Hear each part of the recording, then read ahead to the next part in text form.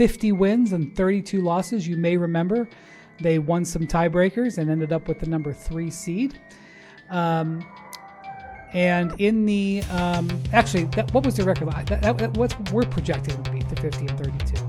I believe that was also their record last year. Anyway, we also are projecting them. Our ESPN projection model has them at 50 and 32, but not in third. It has them in 6th. So in the off season, they had 50 and 32. You're right, Bontemps. In the off season, you will remember they made some significant moves. Number one, they signed Luka to a 3-year contract extension. Luka Doncic, who was they're undoubtedly their number one priority in the offseason. They were able to get that done. Did it happen on the first day that he could sign? It did. Yep. He just paused that had the Jordan tour in right there in LA and was there on August 2nd, signed that bad boy, no question. Boom, off they went. So that was a big thing for them. They also signed 2 guys who got bought out of their contracts. Marcus Smart, he got bought out by the Wizards, and the more surprising one, DeAndre Ayton, got bought out by the Portland Trail Blazers. We didn't necessarily see that coming, at least not when it happened, and he signed a 2-year deal with the Lakers, or to be their starting center.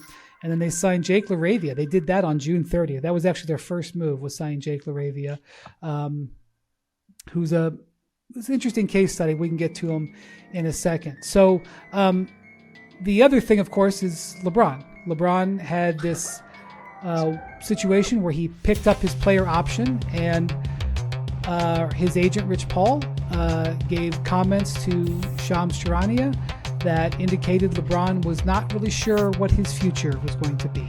And then silence. There has been no further on-the-record discussion from Rich Paul, no on-the-record comments from LeBron James, even though he was just in China. He didn't have any quotes while he was there that really addressed it.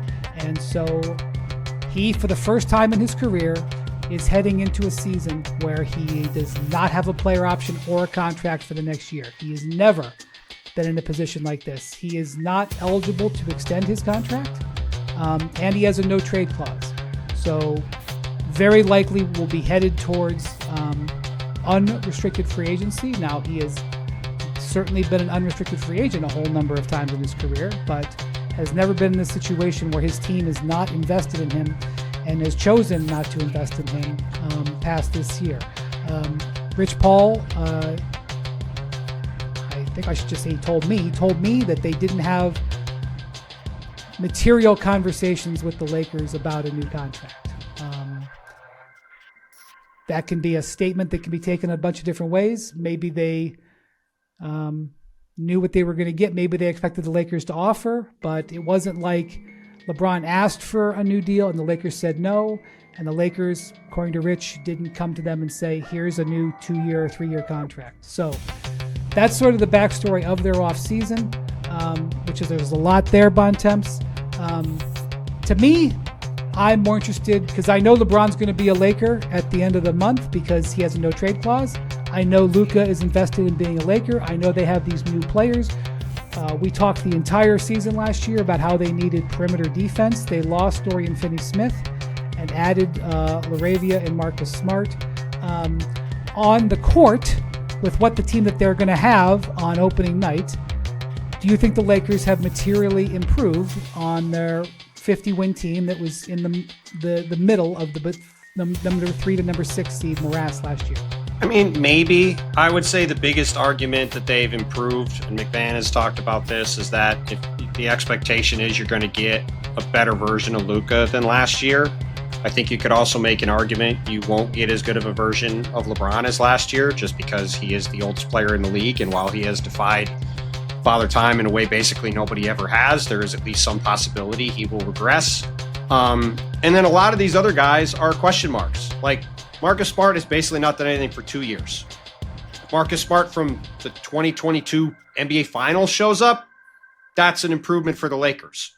If the Marcus Smart, who was not very effective for Memphis or Washington, shows up, I don't think that's going to make a significant difference for them. DeAndre Ayton is probably the best option that they could have gotten realistically in free agency at center. But again, we're damning with faint praise there. Like, DeAndre Ayton is also not, I would say, some massive difference-making player. No, maybe he'll get with LeBron James and Luka Doncic like he was the year when they went to the finals with Chris Paul in Phoenix and have a great year. I wouldn't rule that out. But I would say on the whole, the Lakers are probably a little better.